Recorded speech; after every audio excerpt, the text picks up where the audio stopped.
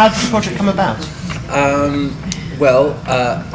There were sort of two things. I went on a really terrifically bad Eurorail trip, and I'd sort of just been doing the second series of the Boosh, and it was really quite a long shoot, and it was really tiring, and I was all knackered, and I'd sort of really been looking forward to just going out there and sort of seeing all these road movies where, you know, it's all, you know, finding love with the sunset behind you and just drinking sangria on the beach and having great times.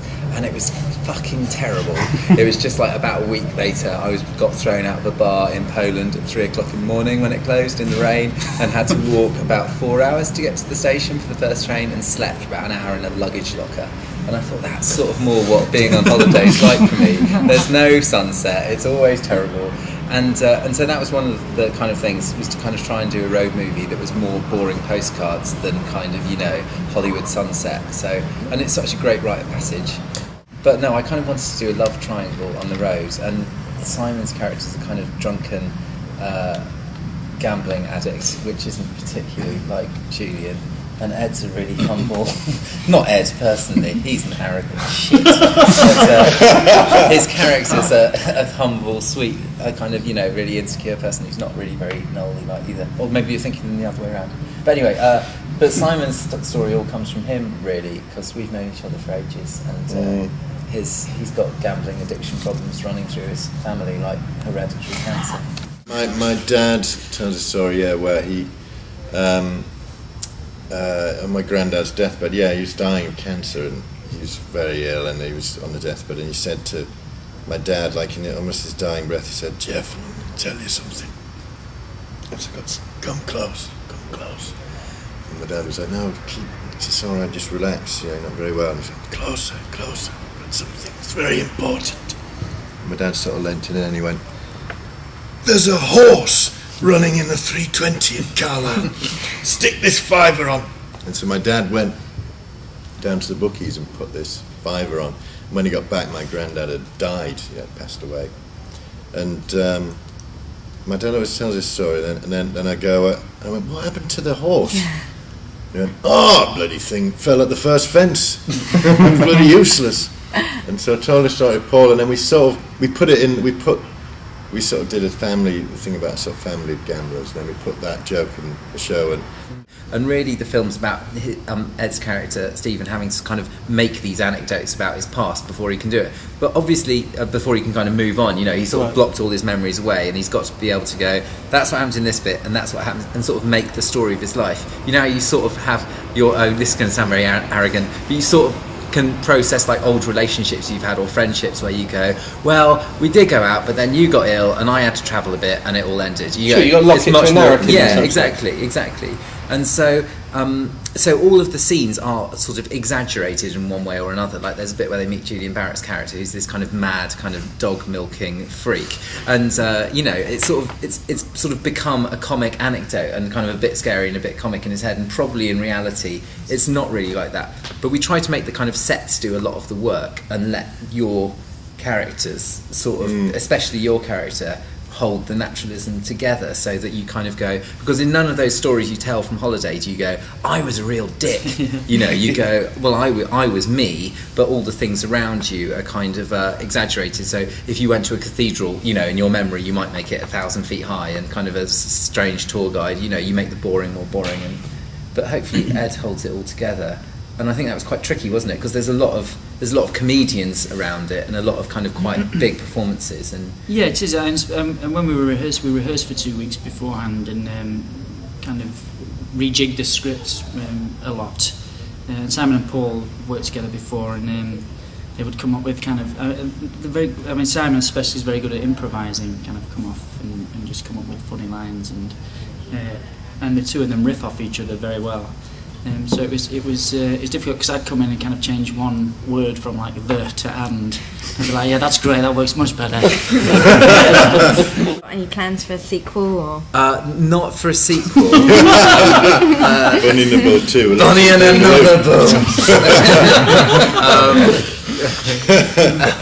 But I'm writing a script for Paddington Bear, which is that really is one of my main influences. The Ivorwood 70s animated Paddington Bear is a huge influence, and the first 10 minutes of the film really look exactly like that, and I would cheerfully hold my hands up to that. Are you working with Hamish on that, or has he left the project? I'm doing a pass on his script at the moment. As a director? As a director, hopefully. Oh, that's new news. So is that new news? I think that's new news. Well, that is. And as far as I'm concerned, very exciting. Well, no, but I've worked with Hamish, before, and I'm sure we'll do more work on it at the moment. But he's writing something else at the moment. I'm giving it a pass, and then we'll, slug it out in a box. I think it's great. He's bloody brilliant, Hamish. Yeah. He's so funny. And he has to wear a hat while he writes, which is my favourite thing about him. If anyone, yeah, because he was in the Right Size, this amazing comedy group, and they did the play What I Wrote in West End, which is amazing. But he's a real influence. He's great. So it was quite exciting being able to work with him. The film's premiered at the London Film Festival. How was it to be at such a recognisable event? Phenomenal. It was just insane, wasn't it? I sort of ended up there because we weren't expecting anything like kind of crowds and barriers and carpets. I was just taking pictures of people, which was crazy. I know, it was bizarre, that, wasn't it? They were saying, it's just going to be a little red rug. It was proper red carpet. Yeah, there was like people... Photographers. There was photographers. Yeah, we had no idea. They knew our names. Yeah. Tormund! Me? Tormund, over here, mate! It's really peculiar. My girlfriend was really handy because there was a picture of us like together, and we just didn't know. You go, what is this? I've not done this before. And nobody sort of tells you the rules beforehand and goes, you've got to do this. And they went, do you want your picture taken together? Like it was on a beach. Yeah, I suppose so. I'm not going to push her out of the way. She's, And then it was on the internet with just Paul King and unidentified companion. Come off it. She's a human being. Would it have killed you to ask her name? For the record then, Eloise Moody, hat maker to the stars, to Tim Burton among other people. She's a phenomenal hatter. Yeah, Simon, Ed, what kind of work have you got on the horizon at the moment? Nothing. I just finished a film called Your Highness, which was directed by David Gordon Green with Danny McBride and Natalie Portman and James Franco, which will be out next year. Yes, so that was quite exciting. Is there a dramatic change from going from like a British production like Bunny and the Bull to something like that? Less lines. Smaller trailer. We didn't have trailers. No, they got changed in a toilet. having a trailer was amazing. Totally different. That was Your Highness, like a £60 million movie, and ours was £1 million all in. So it was huge difference. Bunny and the Bull is better, I think. Don't say that. Cut to next year. After the smash flop of Bunny and the Bull, didn't get any work. No, Your Highness will be amazing actually, but they are totally different. What's your character? Movies. In Your Highness, I play a knight, Manius the Bold, who's sort of a gang of elite knights led by Damien Lewis and Toby Jones, who's in it as well. And we're sort of the baddies. Elite Knights. Elite Knights, yeah. Oh, it's great, yeah.